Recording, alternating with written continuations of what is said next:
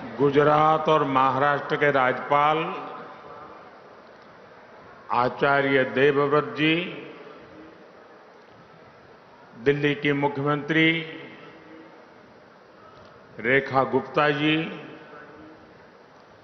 ज्ञान ज्योति महोत्सव आयोजन समिति के चेयरमैन सुरेंद्र कुमार आर्य जी, डीएवी कॉलेज मैनेजिंग कमेटी के प्रेसिडेंट पूनम सूरी जी, वरिष्ठ आर्य सन्यासी स्वामी देवव्रत सरस्वती जी, विभिन्न आर्य प्रतिनिधि सभा के प्रेसिडेंट और वाइस प्रेसिडेंट, देश और दुनिया भर से आए आर्य समाज के सभी व्रती, देवी और सज्जनों, सबसे पहले मुझे आने में विलंब हो गया, इसके लिए आप सबकी क्षमा मांगता हूं।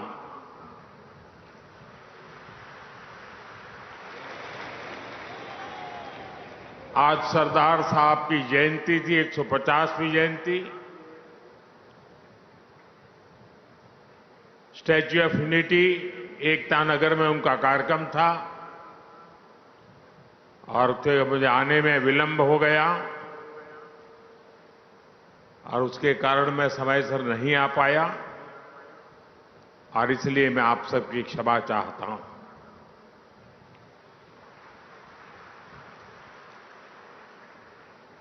जब हम यहां आए तो प्रारंभ में जो मंत्र सुने, उनकी ऊर्जा अब भी हम सब महसूस कर रहे हैं।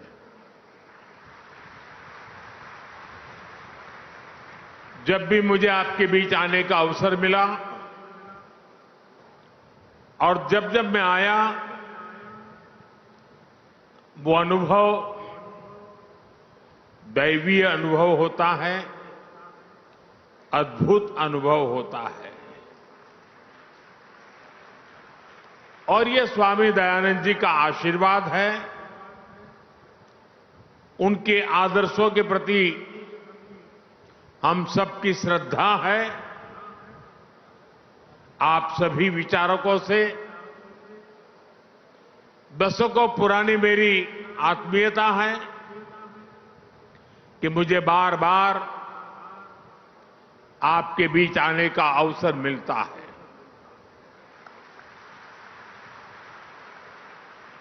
और जब भी मैं आपसे मिलता हूं,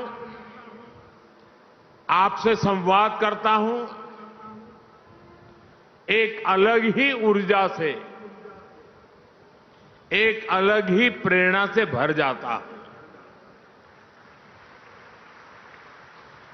और मुझे भी बताया गया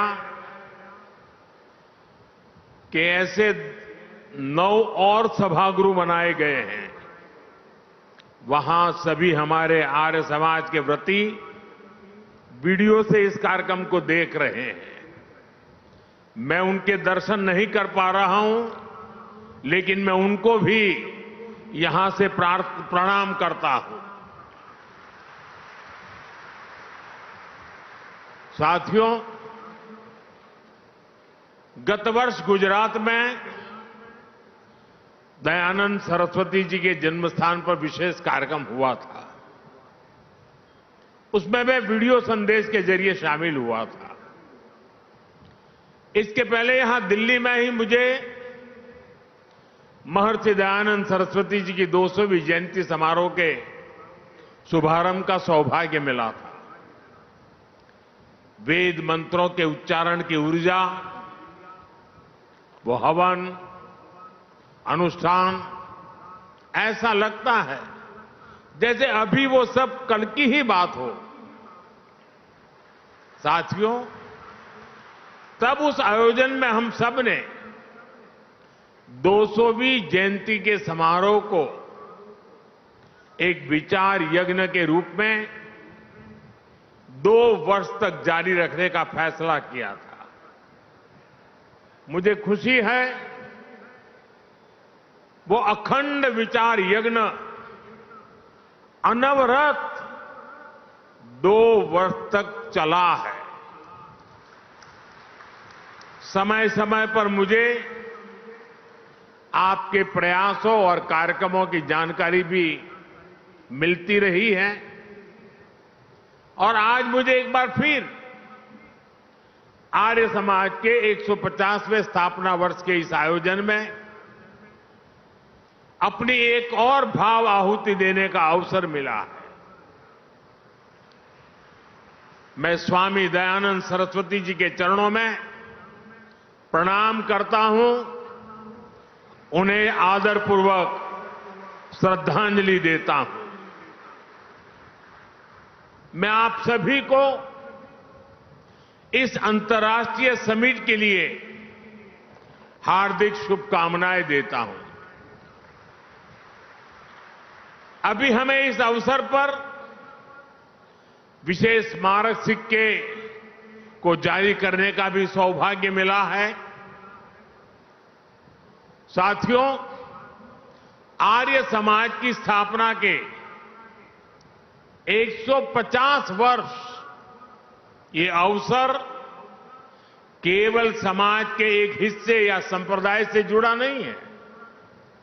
ये अवसर पूरे भारत की वैदिक पहचान से जुड़ा है। ये अवसर भारत के उस विचार से जुड़ा है जो गंगा के प्रवाह की तरह खुद को परिष्कृत करने की सेल्फ प्यूरिफिकेशन की ताकत रखता है। ये अवसर उस महान परंपरा से जुड़ा है जिसने समाज सुधार की महान परंपरा को निरंतर आगे बढ़ाया, जिसने आजादी की लड़ाई में कितने ही सेनानियों को वैचारिक ऊर्जा दी। लाला लाजपत राय, हुतात्मा राम प्रसाद बिस्मिल, ऐसे कितने ही क्रांतिकारियों ने आर्य समाज से प्रेरणा लेकर आजादी की लड़ाई में अपना सर्वस्व समर्पित किया था। दुर्भाग्य से राजनीतिक कारणों से आजादी की लड़ाई में आर्य समाज की इस भूमिका को वो सम्मान नहीं मिला जिसका आर्य समाज हकदार था।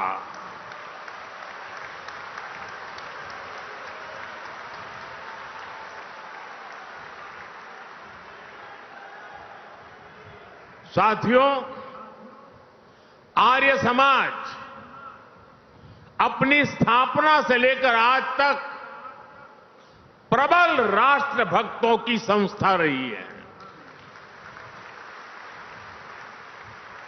आर्य समाज निर्भीक होकर भारतीयता की बात करने वाली संस्था रही है। भारत विरोधी कोई भी सोच हो, विदेशी विचारधाराओं को थोपने वाले लोग हो, विभाजनकारी मानसिकता हो, सांस्कृतिक प्रदूषण के दुष्प्रयास हो, आर्य समाज ने हमेशा इनको चुनौती दी है।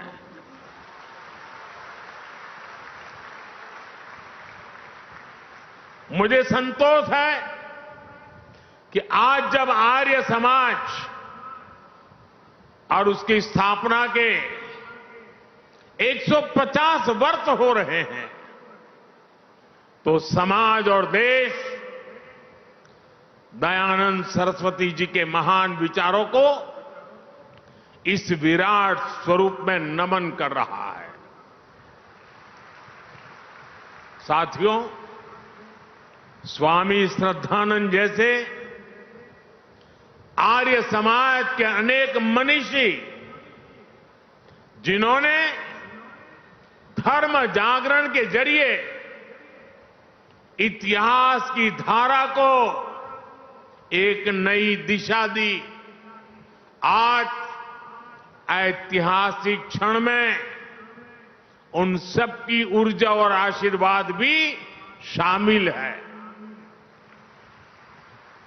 मैं इस मंच से ऐसी कोटि कोटि पुण्यात्माओं को नमन करता हूं, उनकी स्मृति को प्रणाम करता हूं। साथियों, हमारा भारत कई मायनों में विशेष है। ये धरती, इसकी सभ्यता, इसकी वैदिक परंपरा, ये युगों युगों से अमर है, क्योंकि किसी भी कालखंड में जब नई चुनौतियां आती हैं, समय नए सवाल पूछता है, तो कोई न कोई महान विभूति उनके उत्तर लेकर अवतरित हो जाती है। कोई न कोई ऋषि, महर्षि और मनीषी हमारे समाज को नई दिशा दिखाते हैं। दयानंद सरस्वती जी भी इसी विराट परंपरा के महर्षि थे। उन्होंने गुलामी के कालखंड में जन्म लिया था। सदियों की गुलामी से पूरा देश, पूरा समाज टूट चुका था। विचार और चिंतन की जगह पाखंड और कुरीतियों ने ले ली थी। अंग्रेज हमें हमारी परंपराओं और हमारी मान्यताओं को नीचा दिखाते थे। हमें नीचा दिखाकर वो भारत की गुलामी को सही ठहराते थे। ऐसी परिस्थितियों में नए मौलिक विचारों को कहने का साहस भी समाज खो रहा था। और ऐसे ही मुश्किल समय में एक युवा सन्यासी आता है। वो हिमालय के निर्जन और कठिन स्थानों में साधना करता है, खुद को तपस्या की कसौटी पर तपाता है और वापस आकर वो हीन भावना में फंसे भारतीय समाज को झकझोरता है।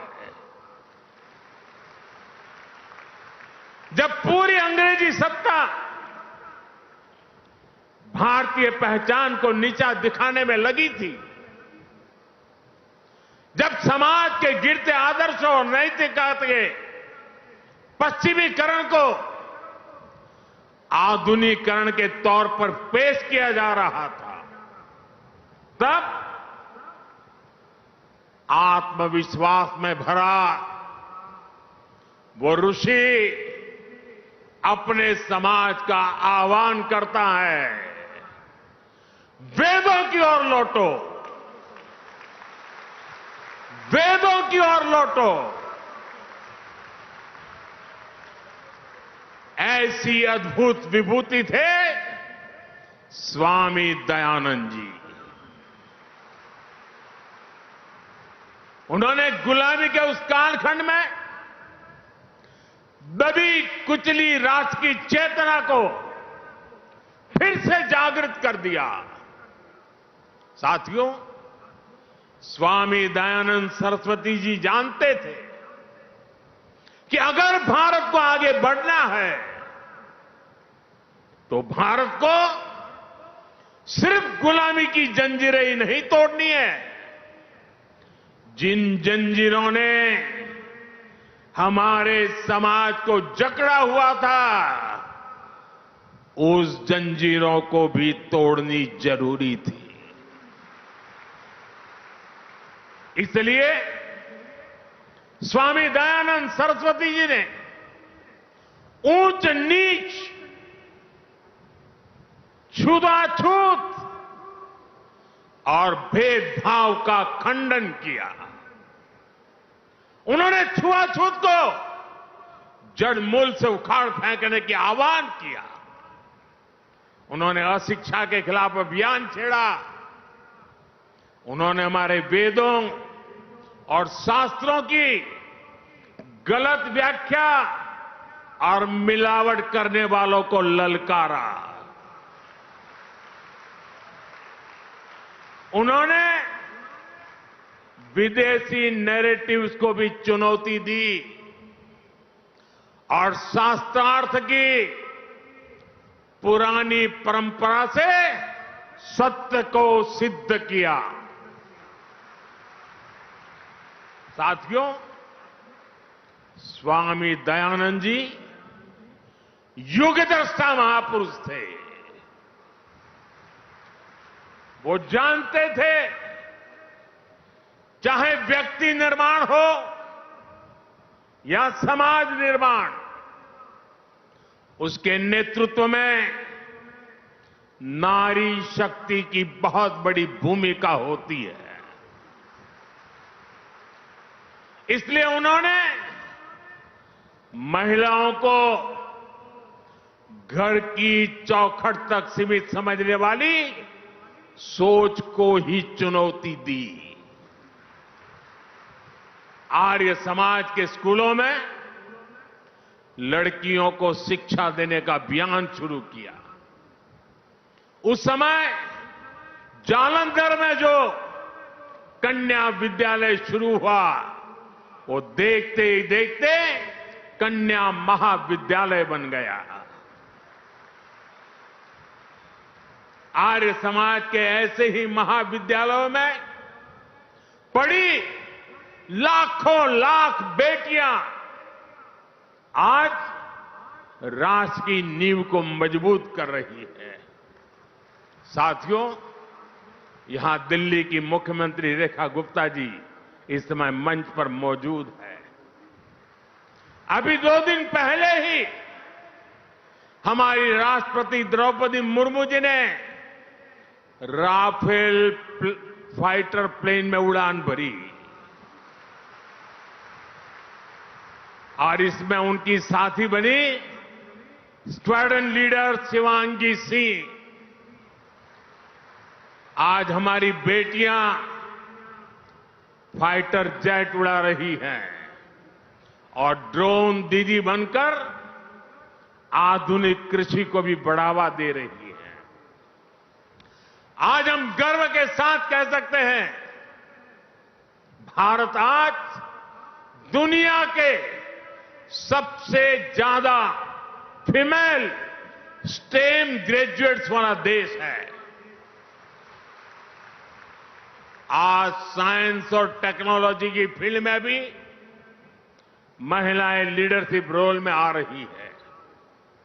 आज देश की टॉप वैज्ञानिक संस्थानों में विमेन साइंटिस्ट मंगलयान, चंद्रयान और गगनयान जैसे स्पेस मिशंस में अहम भूमिका निभा रही है। ये बदलाव बताता है कि देश आज सही मार्ग पर आगे बढ़ रहा है। देश स्वामी दयानंद जी के सपनों को पूरा कर रहा है। साथियों, स्वामी दयानंद जी के एक विचार का मैं अक्सर चिंतन करता हूं, उसे कई बार लोगों को बोलता भी हूं।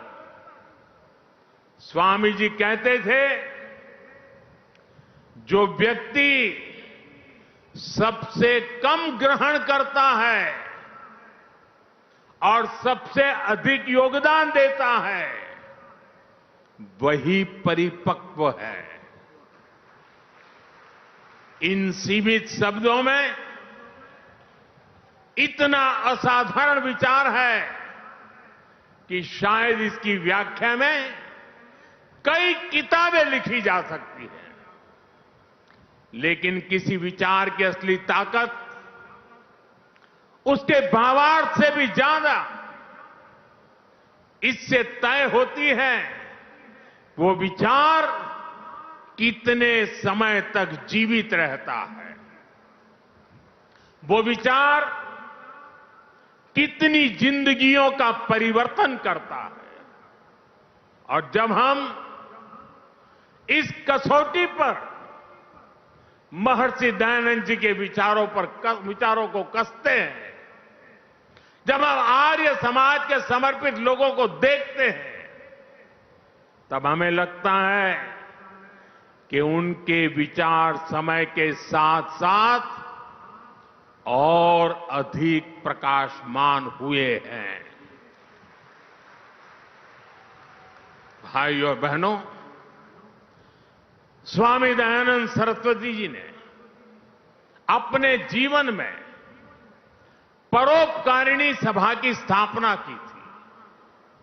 स्वामी जी के लगाए बीज ने विशाल वृक्ष की तरह कितनी ही शाखाओं को विस्तार दिया है। गुरुकुल कांगड़ी, गुरुकुल कुरुक्षेत्र, डीएवी संस्थान एवं अन्य शैक्षणिक संस्थान, ये सभी अपने अपने क्षेत्रों में लगातार काम कर रहे हैं। जब जब देश पर संकट आया है, आर्य समाज के लोगों ने अपना सब कुछ देशवासियों के लिए समर्पित किया है। भारत विभाजन की विभीषिका में सब कुछ गंवाकर भारत आने वाले शरणार्थियों की सहायता, पुनर्वास और शिक्षा, इसमें आर्य समाज ने कितनी बड़ी भूमिका निभाई, ये इतिहास में दर्ज है। आज भी प्राकृतिक आपदाओं के समय पीड़ितों की सेवा में आर्य समाज हमेशा आगे रहता है। भाइयों और बहनों, आर्य समाज के जिन कार्यों का ऋण देश पर है, उनमें एक अहम कार्य देश की गुरुकुल परंपरा को जीवित रखना भी है।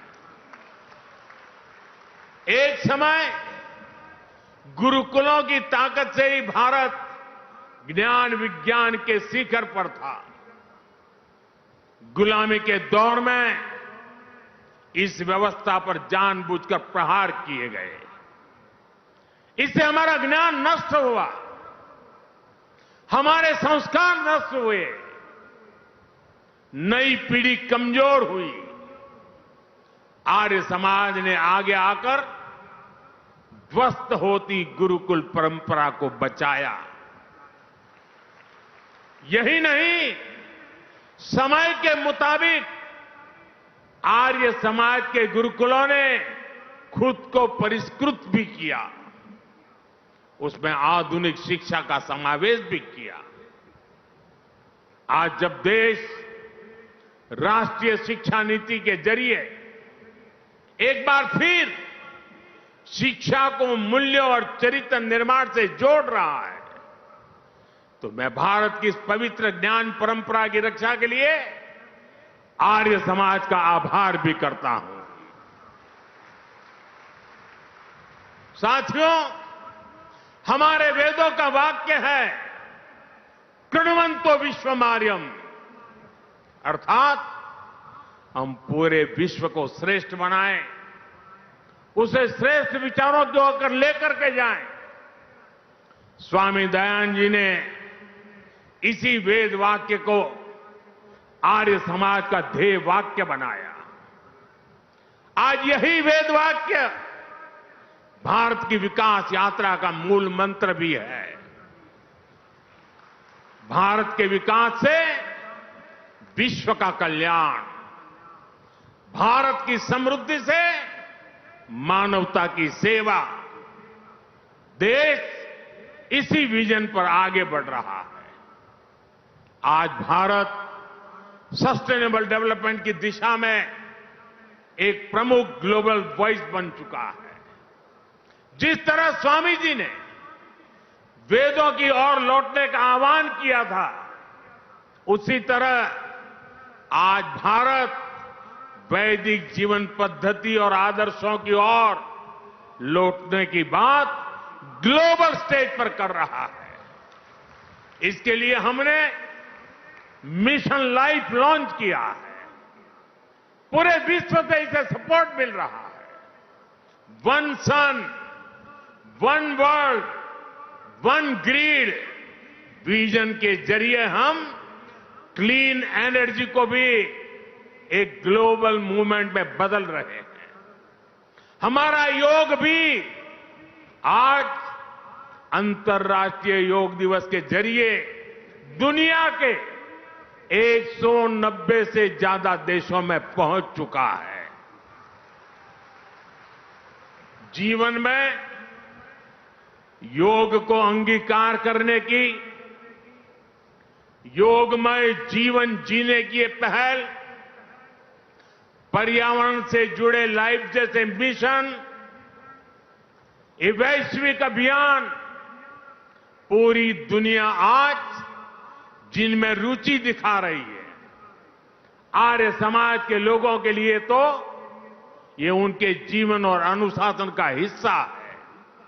सादा जीवन और सेवा की भावना, भारतीय वेशभूषा और परिधानों का प्राथमिकता, पर्यावरण की चिंता, भारतीयता का प्रचार प्रसार, आर्य समाज के लोग आजीवन इसमें लगे रहते हैं। इसलिए भाइयों बहनों, आज भारत जब सर्वे भवन्तु सुखिनः का उद्देश्य लेकर विश्व कल्याण के इन अभियानों को आगे बढ़ रहा है, आज भारत विश्व बंधु के रूप में अपनी भूमिका को और मजबूत कर रहा है। तो आर्य समाज का हर सदस्य इसे सहज ही अपना उद्देश्य मानकर काम कर रहा है। मैं आप सभी की इसके लिए सराहना करता हूं, प्रशंसा करता हूं। साथियों, स्वामी दयानंद सरस्वती जी ने जो मशाल जलाई, पिछले 150 वर्षों से आर्य समाज के रूप में समाज का पथ प्रदर्शन कर रही है। मैं मानता हूं स्वामी जी हम सभी में एक उत्तरदायित्व बोझ जगा कर गए हैं। ये उत्तरदायित्व है नए विचारों को आगे बढ़ाने का। ये उत्तरदायित्व होता है, चलता है, ऐसी रूढ़ियों को तोड़कर नए सुधारों का। आप सभी का मुझ पर इतना स्नेह रहा है, इसलिए मैं आज आपसे कुछ मांगने के लिए भी आया हूं, कुछ आग्रह भी करने आया हूं। मांग सकता हूं ना? मांग सकता हूं ना? मुझे पूरा विश्वास है आप देखे रहेंगे। राष्ट्र निर्माण के महायज्ञ में आप इतना कुछ पहले से कर रहे हैं। मैं देश की कुछ वर्तमान प्राथमिकताएं भी आपके सामने दोहराना चाहता हूं। जैसे स्वदेशी आंदोलन, आर्य समाज इनसे ऐतिहासिक रूप से जुड़ा रहा है। आज जब देश ने फिर से स्वदेशी की जिम्मेदारी उठाई है, देश वोकल फॉर लोकल हुआ है, तो आपकी भूमिका इसमें और अहम हो जाती है। साथियों, आपको ध्यान होगा, अभी कुछ समय पहले देश ने ज्ञान भारतम मिशन भी शुरू किया है। इसका उद्देश्य है भारत की प्राचीन मैन्युस्क्रिप्ट को डिजिटाइज और प्रिजर्व करना, अथाह ज्ञान की हमारी ये धरोहर है, ये तभी संरक्षित होगी जब हमारी नई पीढ़ी इनसे जुड़े, इनकी अहमियत को समझे। इसलिए मैं आर्य समाज से आह्वान करूंगा, आपने 150 साल से भारत के पवित्र प्राचीन ग्रंथों को खोजने और संरक्षित करने का काम किया है। हमारे ग्रंथों को मौलिक रूप में बचाने का काम कई पीढ़ियों से आर्य समाज के लोग करते आ रहे हैं। ज्ञान भारतम मिशन अब इसी प्रयास को राष्ट्रीय स्तर पर लेकर जाएगा। आप इसे अपना ही अभियान मानकर इसमें सहयोग करें और अपने गुरुकुलों के जरिए, अपने संस्थानों के जरिए युवाओं को मैन्युस्क्रिप्ट के अध्ययन और शोध से भी जोड़े। साथियों, महर्षि दयानंद जी की 200वीं जयंती के अवसर पर मैंने यज्ञ में प्रयोग होने वाले अनाजों की चर्चा की थी। हम सब जानते हैं यज्ञ में श्री अन्न की कितनी अहमियत होती है। जो अनाज यज्ञ में इस्तेमाल होते हैं उन्हें विशेष रूप से पवित्र माना जाता है। इन अन्नों के साथ मोटे अनाज यानी श्री अन्न की भारतीय परंपरा को भी हमें आगे बढ़ाना है। यज्ञ में प्रयोग होने वाले अन्न की एक खूबी ये भी होती है कि उनकी पैदावार प्राकृतिक रूप से होनी चाहिए। प्राकृतिक खेती, नेचुरल फार्मिंग, अभी आचार्य जी बड़े विस्तार से उसका वर्णन कर रहे थे। ये नेचुरल फार्मिंग भारतीय अर्थव्यवस्था की बहुत बड़ी आधार हुआ करती थी। आज एक बार फिर दुनिया उसके महत्व को समझने लगी है। मेरा आग्रह है, आर्य समाज नेचुरल फार्मिंग के आर्थिक और आध्यात्मिक पहलू के प्रति भी लोगों को जागरूक करे। साथियों, एक और विषय है, जल संरक्षण का भी है। आज देश गांव-गांव साफ पानी पहुंचाने के लिए जल जीवन मिशन पर काम कर रहा है। जल जीवन मिशन अपने आप में दुनिया का सबसे बड़ा अनूठा अभियान है, लेकिन हमें ध्यान रखना है, पानी पहुंचाने के संसाधन तभी काम करेंगे जब आने वाली पीढ़ियों के लिए पर्याप्त पानी बचेगा। इसके लिए हम ड्रिप इरिगेशन से खेती को बढ़ावा दे रहे हैं। देश में 60,000 से ज्यादा अमृत सरोवर बनाने का भी काम हुआ है। हमें चाहिए सरकार के इन प्रयासों के साथ साथ समाज खुद भी आगे आए। हमारे यहां गांव-गांव तालाब, सरोवर, कुआं और वापी होते थे। बदलते हालातों में उनकी उपेक्षा होती गई और वो सूखते चले गए। हमें लोगों को अपने इन प्राकृतिक संसाधनों को बचाने के लिए निरंतर जागृत करना है। कैच द रेन जो सरकार का अभियान है, रिचार्जिंग वेल बनाने का जो अभियान है, वर्षा का पानी का उपयोग रिचार्जिंग के लिए करना, ये समय की मांग है।